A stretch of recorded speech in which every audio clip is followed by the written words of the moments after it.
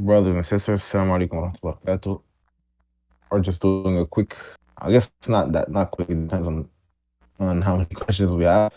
But we'll be doing a Q&A related to questions of Ramadan, stuff like that. So, Bismillah.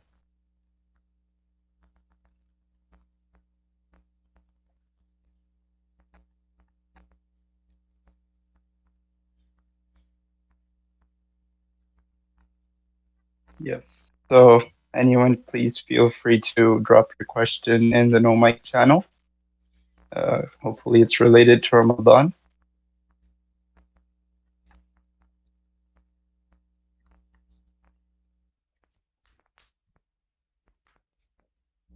Okay. Someone asks if one wants the reward of praying the full night by praying with the imam, does this include two imams in one masjid? Sometimes after Mm. 4 rak'ah of Tarawih, they switch imams. Is praying with the first imam sufficient? What if he comes back to lead the witr? Do we join with him? Um, so hold up. Let me make sure I understand the question correctly. Is it the same imam or is it two different imams? Yeah, the questioner says they're two different imams, and In the same after masjid, 4 rak'ah, right? yeah, Okay. So here, again, honestly, wallahu alam, I'm not sure the correct answer to this question. Because it goes back to the hadith and how you interpret it. So the Prophet ﷺ said, "Man qama ma'al imam hatta yansarif kutiba lahu Qiyaamul Lail." Whoever prays with the imam until he finishes or until he leaves, then he gets the reward of a full night or a complete night of Qiyaamul Lail, of night prayer. So here it depends on to how literally you take the hadith. Do you take the hadith to mean that as soon as the imam that you pray with leaves, that you have the reward, or is it talking about the entire night, meaning of prayers at the masjid? So up until witr. So wallahu a'lam, what the correct opinion is here. I've seen ulama differentiate interpret it differently. I would lean towards the opinion that this includes with the second imam. So it's the entire prayers of that masjid. Wallahu a'lam. okay. I hope that answers the question. The next question is, what is the ruling on the person who fasts Ramadan but does not pray their 5 daily prayers? No. I suppose the person is implying whether they're not Muslim as well. Well, yeah, that's the response. It depends on what your opinion is regarding leaving prayer. It depends on what you mean by leaving prayer. So does this person never pray? Does this person pray sometimes? You know, why does this person not pray? Is it out of laziness? So again, just to keep it brief, I think a lot of you already know that there is a difference of opinion amongst the four madhabs regarding whether the one who leaves prayer leaves Islam as well, whether he has committed an act of kufr akbar by not praying. Now it seems that the correct opinion that a lot of the contemporary ulama they promote is the idea that yes, somebody who leaves off a few prayers at least out of laziness, not whilst knowing that they're obligatory, then he has left Islam. But again, even to many of the contemporary ulama, they follow the Hanbali madhab. You can't really declare that person a non-Muslim without like a process, right? So in the Hanbali madhab, technically the government has to get involved, or the ruler, and then he has to call the person to pray, right? So there's all of these technicalities involved. So from a fiqh point of view. Now from a spiritual point of view, I would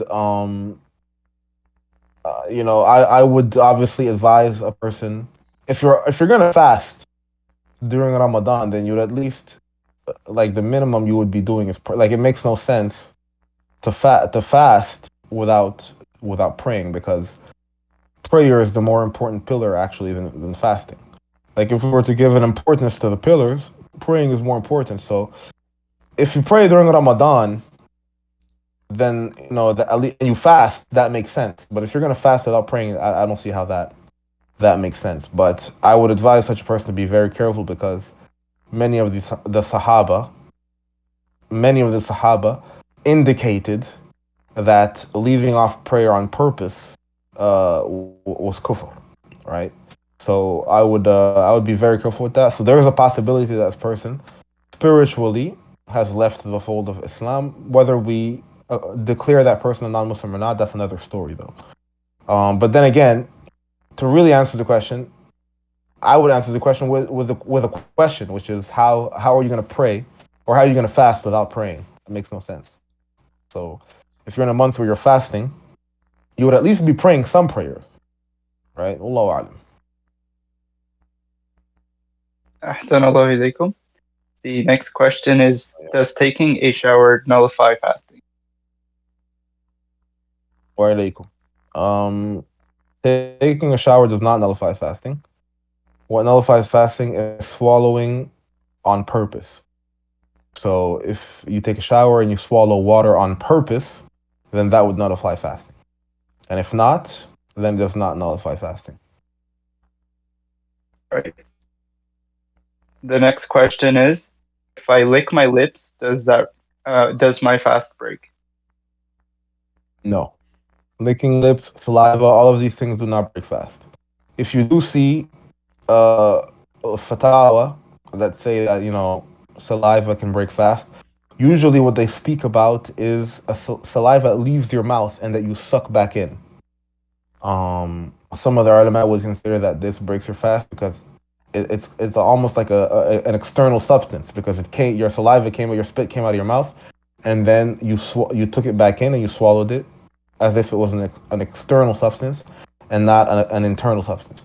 But even this fatwa, according to the more correct opinion, Allah knows best, it does not break your fast, because Ibn Taymiyyah rahimahullah considered that this is not like eating and drinking. So the principle of Ibn Taymiyyah is that anything that is like eating and drinking breaks your fast. And anything that does not enter the meaning of eating and drinking does not break your fast. So swallowing saliva does not enter the meaning of eating and drinking, whether it's came out of your mouth or not. Allahu a'lam. Ahsan Allah ilaykum. The next question is, what is the advice for people that revert during the month of Ramadan? Should you immediately start fasting even though you're not doing things like praying yet? The person who reverts during Ramadan should do their best to do what they can. If they're able to do everything, which is the prayer, the Ramadan fast and everything right away, then that's great, and that depends on the person. And if not, for whatever reason they have difficulties with implementing some of the obligations of Islam, then there's a lot of leniency in Islam towards the new revert. So such a person, it goes back to what they're able to do or not. So Allah subhanahu wa ta'ala says, فَاتَّقُوا اللَّهَ مَا اسْتَطَعْتُمْ. Fear Allah as much as you can. Whatever is in their ability, they should do, and whatever is not in their ability, then they can catch up later, inshallah ta'ala. If they're not praying, but they're doing what they're capable of doing from the prayer, then that's fine. In the sense that some people, for example, they don't know the movements.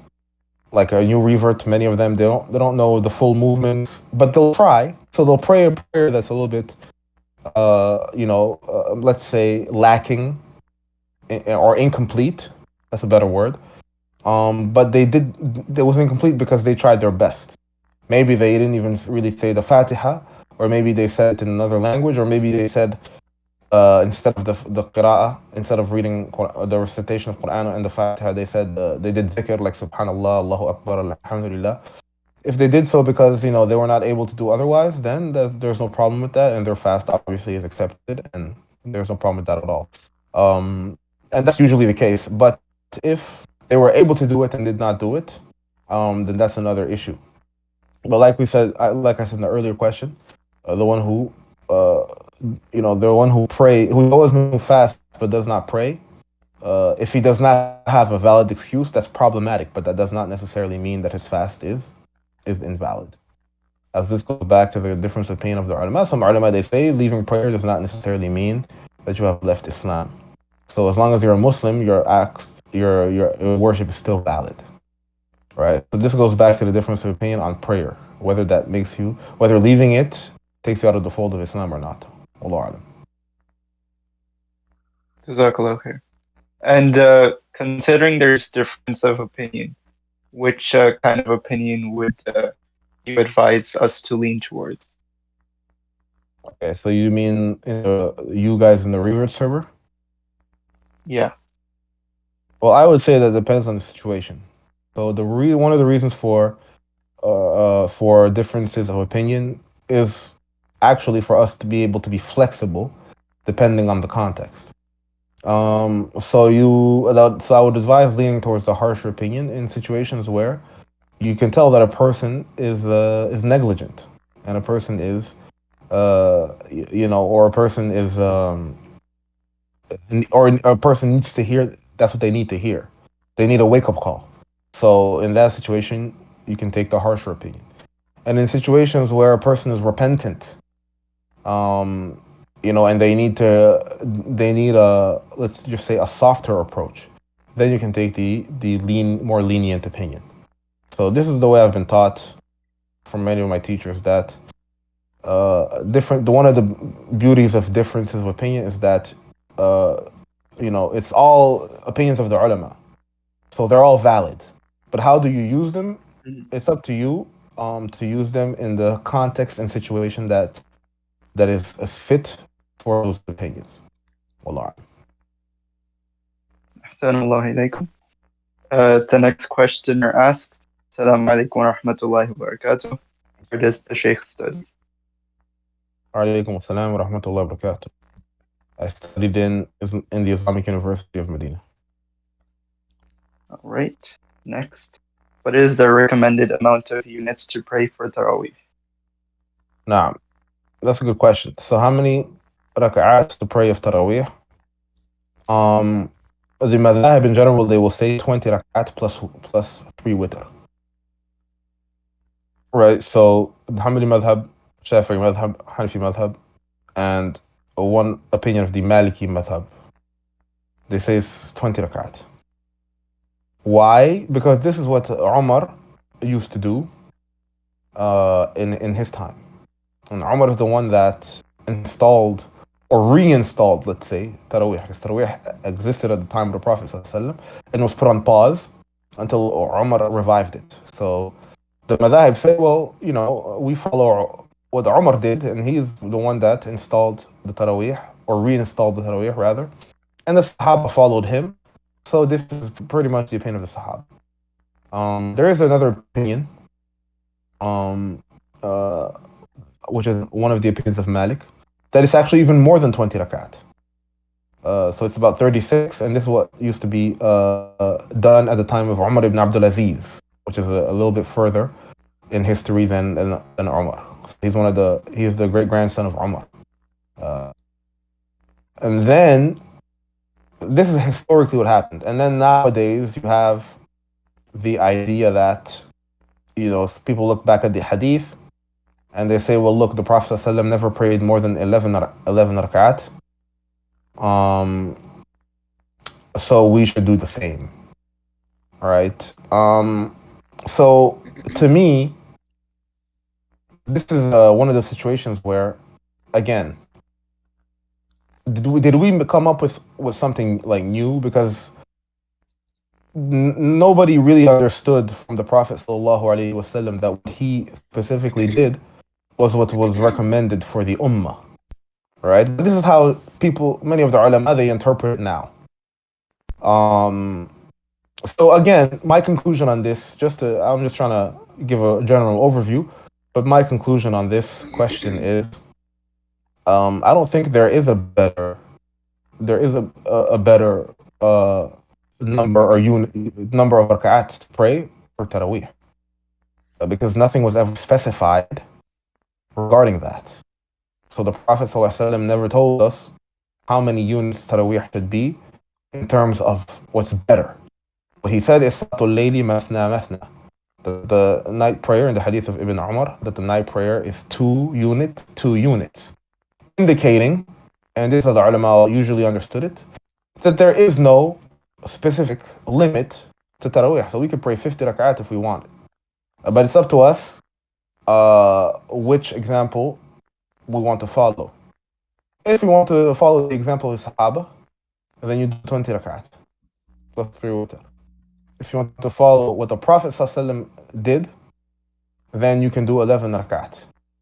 But again, the Sahaba are the ones that were with the Prophet ﷺ. The Sahaba are the ones that were closer to the Prophet ﷺ.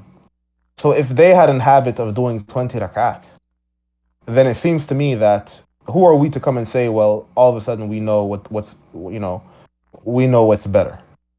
So I would lean towards the opinion of the madhahib, that what's better is 20 rak'at based on what the Sahaba used to do, and that the Prophet ﷺ did 11 rak'at, but he didn't necessarily say that this is better. That's just what he used to do. And not everything the Prophet ﷺ does is necessarily a sunnah for the rest of the ummah, right? And there's many examples of this. But again, if you do 11 rak'at, which is what people usually do nowadays, then that's fine as well. And if your intention is to follow the Prophet, then maybe you'll be rewarded for that intention. So whether you follow 20 rak'at or 11, 23 total, right? 23 total or 11, I don't think there's a problem in both, and I don't think neither are better over the other. I just think that in general you will be rewarded for Qiyaamul Lail. The important thing here is that you have done Taraweeh, that you have done Qiyaamul Lail, and the number of rak'at do not necessarily tell us what's better and what's not better. Wallahu a'lam. Assalamu alaikum. The next question is, should witr be prayed at the end of Qiyaamul Lail, or can it be prayed before? As in, one prays witr before they sleep and then wake up for suhoor and pray tahajjud. Is this permissible? Or should one pray witr at the end, so after praying tahajjud? Which would be preferred? Now, prefer the witr is praying it at the end of the night, meaning close to Fajr.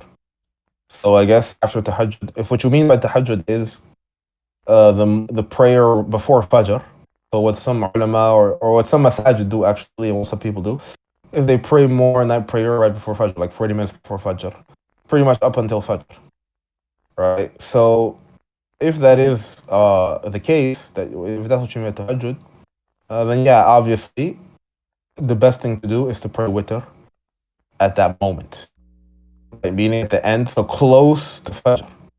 Why? Because there are a hadith of the Prophet sallallahu alaihi wasallam where he said, where he indicated that the witr that is close to Fajr is the best type of witr. That is the most recommended.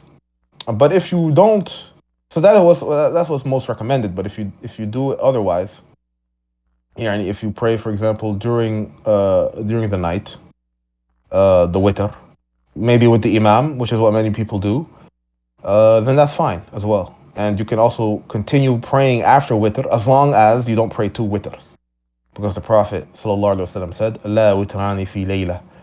There can be no 2 witrs in one night. So you have to make a choice. Either you pray with the imam, and if you wish to continue more prayers after at home, no problem. But just don't pray witr again. Or you pray with the imam and you get up after he finishes witr, and then meaning you don't follow him in witr, you get up for one more rak'ah, and then you pray more night prayers at home and pray witr right before Fajr. So this is up to you. However, the best is to pray right before Fajr, but this depends on the person. Like, what if a person knows that they won't have time to pray witr before Fajr because they'll be getting up, they'll be doing suhoor, they won't have time to make wudu. Like, it depends on the person. If a person can do it, if they feel like they can do it, then I would recommend that. If they feel like they can't, then just pray witr with the imam, and that's not a problem, inshallah. Makes sense. Next question. Sometimes people do many good deeds in Ramadan, but leave them once it's over. How can someone be consistent with their deeds? Now, um, good question. The best thing you could do, Allah alam, is to keep some of the rhythm that you have started in Ramadan outside of Ramadan in small issues. So maybe because it's hard to do exactly what you did. Basically, it's hard to keep your Ramadan rhythm forever. I mean, maybe some are able to do that, but those are the elite from those are the elite worshippers. So most of us probably will have a hard time keeping up what we did in Ramadan for the rest of the year. However, there are some small things that we used to do during Ramadan that we can try and keep throughout the year. And sometimes the best of these are the smallest ones that are consistent.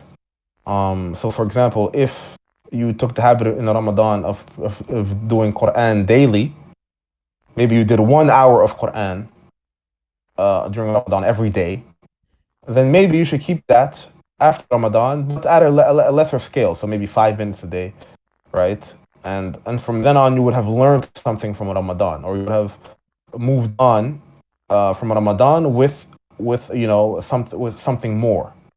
Uh, so your Ramadan would have not just been something that did for a month and then nothing after that. So try to keep on a smaller scale something or some things that you have done during Ramadan. Try to keep them throughout the year, but on a smaller scale. That should be doable for most people, inshallah ta'ala. Assalamu alaikum. The next question is the impact of sins greater in the sacred months, just as good deeds are multiplied? Now,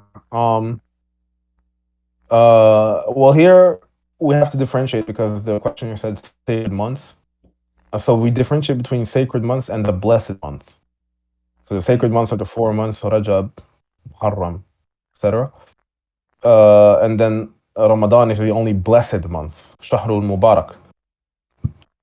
But definitely, good deeds in both months are multiplied or heavier, and obviously sins are also heavier and multiplied. So at the end of the day, the one who does more good deeds than sins, بإذن ta'ala, he should be okay. Just like outside of this blessed month. However, the one who does a lot of sins but not a lot of good deeds, then he is in murky waters. Because he's not equalizing or using his good deeds, let's say, to eliminate his bad deeds. Especially during Ramadan, when the shayateen are locked up, we have less of an excuse to sin. So the one who sins during Ramadan, he's really looking for it, all right, or he's really, especially if he does so. So you can make mistakes during Ramadan, you can have slip ups, but if you're not making an effort to let go of sin during Ramadan, that's gonna be a problem. So one should usually make an effort to let go of sin during Ramadan. Hopefully, that will spill out into the months after Ramadan, or that will have some effect. But yeah, definitely the sin is more grave during Ramadan. Wallahu alam. Assalamu alaikum. The next question is there any legislation or limitation on the amount of time a person can spend not praying between each pair of Rakaat in Taraweeh? Some masajid take a short break between pairs and take a longer break between every 4 Rakaat, Yeah. etc. Good question. So there is nothing specific as far as I know that says that there is a specific time limit in terms of the breaks that you take between rakat. And the general principle regarding Qiyaamul Lail and Taraweeh is that al-amru wasi', meaning that the issue is broad in scope. There's not a lot of restrictions. So this is not a restrictive or restricted issue. So masajid, it's up to them, what they see best, what they think is best for the worshippers, in terms of time, in terms of pauses between rakat. But that definitely the Sahaba they used to pause between rak'at because that's kind of the point of Taraweeh is that you take pauses, Mhm. whether they're long or short. And that Taraweeh also in the name Taraweeh is the fact, you know, يعني those who know Arabic know Taraweeh comes from al-raha. Al-raha means to rest. It's almost like you rest between every two rak'at. So whether that's a rest of 20 seconds or 1 minute, the idea is that you should at least take a little pause before starting the other rak'ah, even if it's a short pause. And if you decide to, after 4 rak'ats to take a longer pause, then that's fine. Inshallah ta'ala, I don't know of anything to restrict that. Wallahu a'lam. And just related to that, if the imam chooses not to take a break, is that considered problematic? Like he just resumes the next pair of rakats right after. Yeah. Um, this would definitely, if he takes no pauses whatsoever, right? Then again, I don't think he would be going in line with what the Sahaba used to do. So I wouldn't say it's recommended. But again, the issue is broad in scope. So can we say that the Taraweeh is problematic? That's kind of a big thing to say. I wouldn't say it's problematic unless we have stronger evidence to say so. But definitely, he wouldn't be doing the recommendation that the Sahaba used to act upon. Wallahu alam. Ahsanallahu ilaykum. The next question, will we get the reward of praying behind the imam until the end if the imam changes after certain rakats? I think that's the same as what Nah, was same as the answered. first question. No. So I Yes. lean towards the opinion that as long as you finish with the prayers of that masjid, right, then you get a reward. Inshallah. Inshallah. Is there an out loud niyyah or dua you have to make before Ramadan, or is the niyyah in the heart fine? The niyyah in the heart is fine. And if you know that it's a Ramadan that you're going to fast and that you're going to eat suhoor and that you in your head all of these things, you have knowledge it's Ramadan, knowledge that you're going to eat suhoor, then knowledge is linked to intention and basically you have made intention. Ahsanallahu ilaykum. For the one who breaks his fast intentionally, what is the expiation for that sin, if Now, any? it depends on what he has done to break his fast, and it also depends on the madhab or the scholars that he follows. And the scholars that I follow, which is in this situation specifically also the Hanbali madhab, obviously, but as well the Shafi'i madhab, they say that the only time you have to offer an actual expiation, an actual kafara, is if you break your fast due to sexual relations, right? Um, so this is the opinion of the Hanabila and the Shafi'iyya, and this is the opinion that I recommend. So according to this opinion, eating and drinking on purpose does not mean you have to pay kafar. However, you have to make up that day. And it's a heavy sin that you have to repent for, right? But there is no kafar. However, the Malikis and the Hanafis beg to differ. They say even eating and drinking on purpose, they do qiyas, they do analogy.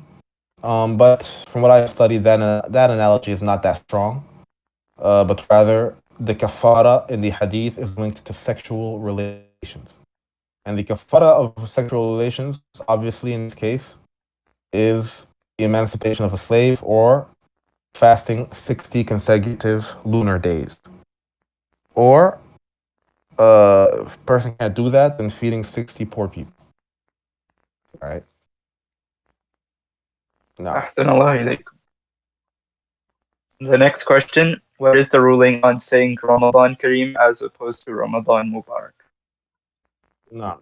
Um it's not a problem. Both like it's not there's no hadith about it as far as I know. But it's generally a good thing to congratulate others or not congratulate, but to greet others, right? During Ramadan with the glad tidings of Ramadan. So whatever you say, whether it's happy Ramadan whether it's Ramadan Mubarak, blessed Ramadan, whether it's Ramadan Karim. All of that is permissible. Obviously, some ulama were not big fans of saying Ramadan Kareem. But other ulama, they say that in reality, it's not a big deal. Ramadan Kareem is metaphorical. So if you don't take it literally, then it's not problematic. Assalamu alaikum. We have another question. What is the ruling of Imsaak, to withhold from eating or drinking before the adhan of Fajr? Now, I don't recommend Imsaak based on my studies and based on what I studied in university. The vast majority of the ulama, they say there is no such thing as Imsaak. And this goes back to Allah subhanahu wa ta'ala in the Quran and to the Prophet in the Sunnah. So Allah subhanahu wa ta'ala says, كلوا واشربوا حتى يتبين لكم الخيط الأبيض من الخيط الأسود من الفجر. Eat and drink until the white line of Fajr becomes clear to you. So here Allah subhanahu wa ta'ala is saying we are allowed to eat up until Fajr. There is no imsak where you stop 15 minutes or 20 minutes or 30 minutes before Fajr, you stop eating. Allah himself says eat and drink until the Fajr becomes clear to you.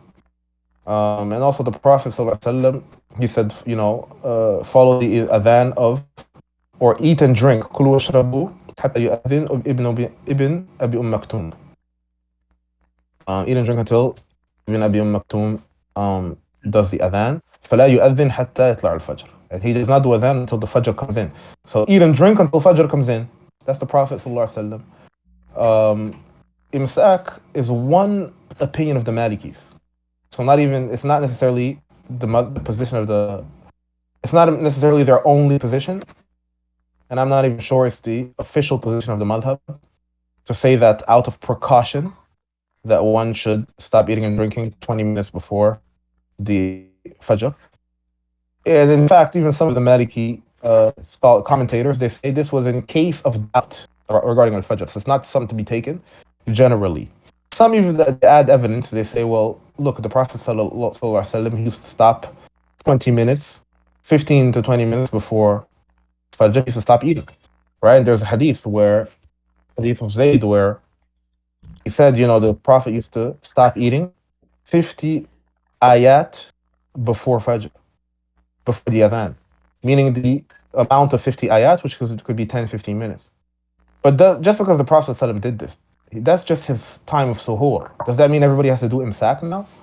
The Prophet ﷺ said otherwise in the hadith that we mentioned and in the verse that we mentioned. Allah said otherwise. Just because the Prophet ﷺ ate suhoor at that time does not mean that one should stop eating when the Prophet ﷺ stopped eating. If I tell you right now I did suhoor at 1 a.m. in the morning and Fajr at 4, that's just the time I did suhoor. That doesn't mean there's a difference between the time I did suhoor and the time I'm not allowed to do suhoor, right? So oblige imsak, I don't recommend it at all. Some of the ulama have said it's a bid'ah. I wouldn't go that far personally. I think that's a bit harsh, but it just seems to me like a very weak opinion. Wallahu a'lam.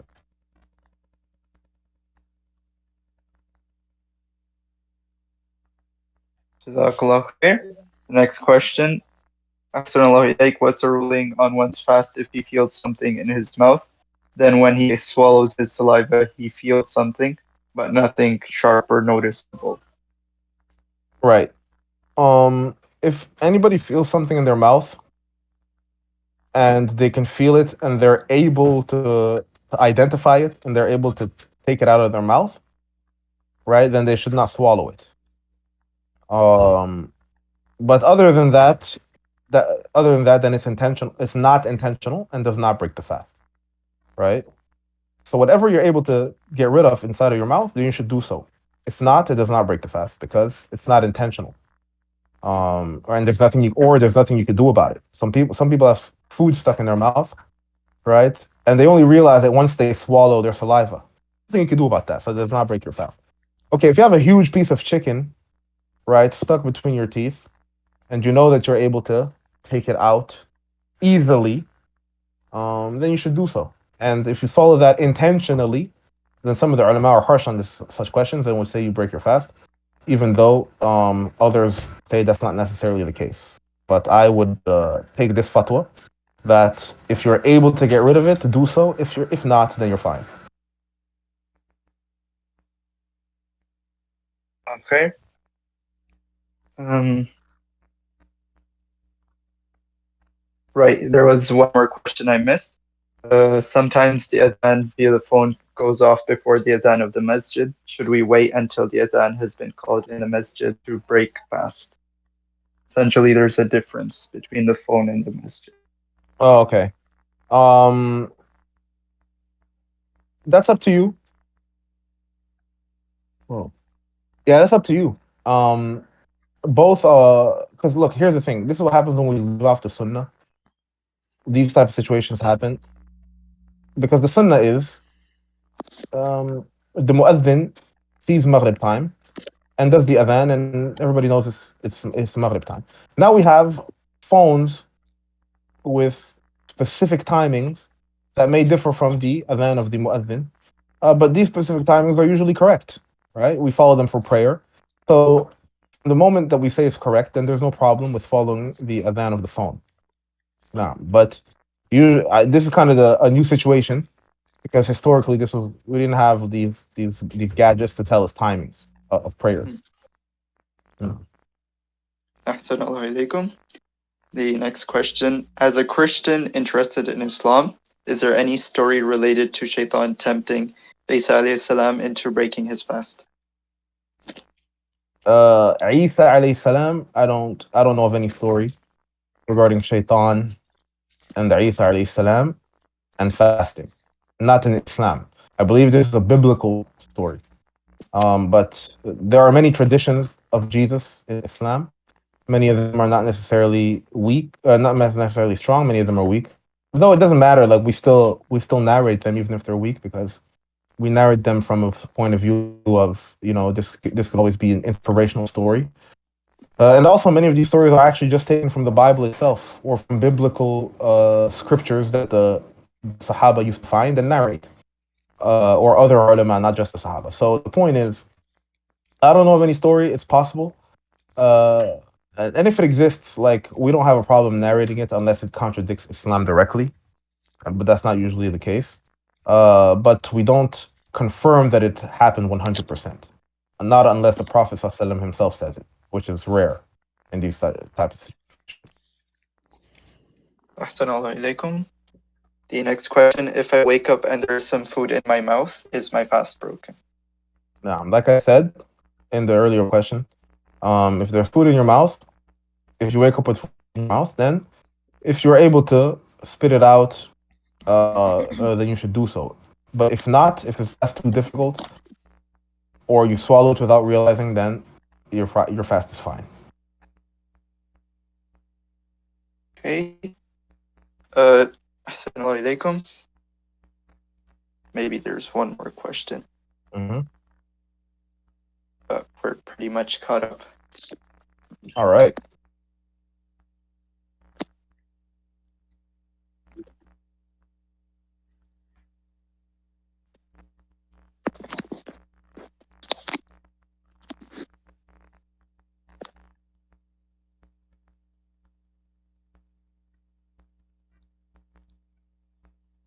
Now, what are we saying? That it? Yeah, it seems that's it. Okay. Fufu's just gonna answer him quickly. It's a question that you already answered. It's the one about the fast. If he feels something in his mouth, I think you said as long as it's not intentional or something like out of your control, your fast is fine. Correct? Right. Yep. All right. One more question. Is there any authenticity to the statement about Ramadan being split into first 10 days, second 10 days, etc.? And No. I'll just add to that. Some people add specific benefits about each day, like 10 days of forgiveness and so on. So as far as I know, the hadith regarding that is weak. That's a weak hadith. But narrating these type of a hadith, it's not that bad. It's not that big of a deal. This is what we call fada'ilul a'mal. So even though it's a weak hadith, narrating this hadith, it's not the end of the world because it's just motivating people for Ramadan, right? Um, so there's no specific ruling linked to this. And I would, I would maybe recommend people who narrated this hadith to mention that it's weak, unless they have found a scholar to authenticate it, which I have never seen personally. From what I've seen, ulama in general say that it's weak, even though there might be khilaf on this. I'd have to revise it. But again, if you decide to narrate it, it's not that bad because these many ulama of the past used to say that fada'ilul a'mal, hadith of fada'ilul a'mal are okay to narrate, even if they're weak. Wallahu a'lam. Okay. أحسن الله إليكم. So Right? it seems people are typing. Oh my God. I don't know. MashaAllah. It's like Well, I gotta eat soon, last so. question and then people. All right. I'll take like one more. Alhamdulillah. Yeah. As you can probably hear, the food is getting prepared. What time is it there? It's 6:46, so we're breaking fast in about 20 minutes or something. 25 minutes. Oh wow. Yeah, 25 minutes. Let's finish soon then, inshallah. Inshallah. Will I take the ajr of dhikr if I say it quickly, or do I need to say slowly and think of the meaning? Both are rewarded depending on your intention, and also depending. So both are rewarded, but the reward can vary on intention, and also I would say that the second one is more rewarding. Meaning, if you think of the meaning and if you say it slowly, that means you put your heart into it, right? So the more you put your heart into it, the more it's rewarding. But obviously, if you were to just say dhikr, it's still rewarding because these are words that have an effect and have power. But it's up to you to what extent you want them to have an effect and to what extent you want them to have power. Now. أحسن الله إليكم. So essentially, our effort is going to increase our reward. Exactly. All right. So that's it. Jazakallah All right. for your time and وإياكم your knowledge. وإياكم جزاكم الله خيرا. بارك الله فيكم جميعا. And hope to see you soon, inshallah ta'ala. Bon appetit, good appetite to those who are already eating, and if not, then I wish you a good iftar. And bi'idhnillah ta'ala, maybe I'll be back soon during the month. Inshallah. Assalamu alaikum wa rahmatullahi wa barakatuh. وعليكم السلام ورحمة الله وبركاته. سبحانك اللهم وبحمدك أشهد أن لا إله إلا أنت أستغفرك وأتوب إليك. Thank you everyone for joining in and hope to see you in another event. Assalamu alaikum.